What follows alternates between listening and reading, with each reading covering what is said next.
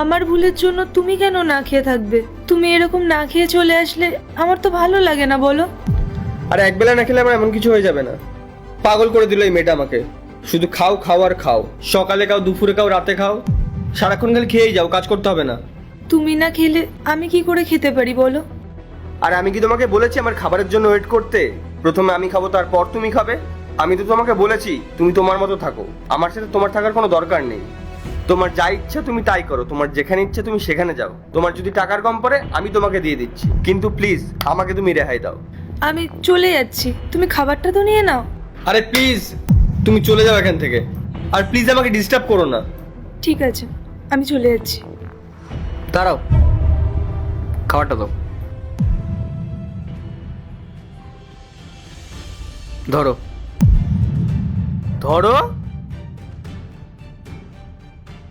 তোমার ওয়াইফ এত কষ্ট করে এত দূর থেকে তোমার জন্য খাবার বানিয়ে নিয়ে এসছে, আর এমন কি বলছো যে তুমি না খেলেও খাবার খাবে না, তারপরেও তুমি বুঝতে পারছো না? স্যার আমি ওকে অনেকবার বলেছি যখনই ইচ্ছা হবে খেয়ে নিতে। আমার পেছন পেছন কেন ঘুরে বেড়ায় ও? ও রান্না করা খাবার আমার পছন্দ না। আরে ভাই, ও তোমার ওয়াইফ, তুমি না খেলেও খাবার খাবে না। আমাদের সমাজে এরকম অনেক ওয়াইফরা আছে যাদের হাজবেন্ড খাবার না খেলে তারা জল পর্যন্ত গ্রহণ করে না। আরে একটা ছোট্ট কথা তুমি বুঝতে পারছো না? স্যার এরকম আগেকার দিনে হতো, এখন যুগ পাল্টেছে, এখন কে এরকম করে? তোমার ওয়াইফ তো করে না, তো নিজেকে সৌভাগ্যবান বলে মনে করো। তোমার ওয়াইফ তো আর বাকি 5 জনের মতন না, ও খুব ভালো। আর কি প্রবলেম?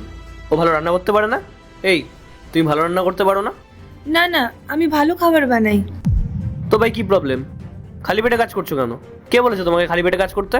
স্যার কাল রাতে পার্টি করতে গেছিলাম, আর মাঝরাতে বাড়ি ফিরেছি, আর সকালে অফিসে আসার জন্য লেট হচ্ছিল, তাই তাড়াহুড়ো করে অফিসে চলে এসেছি না খেয়েই।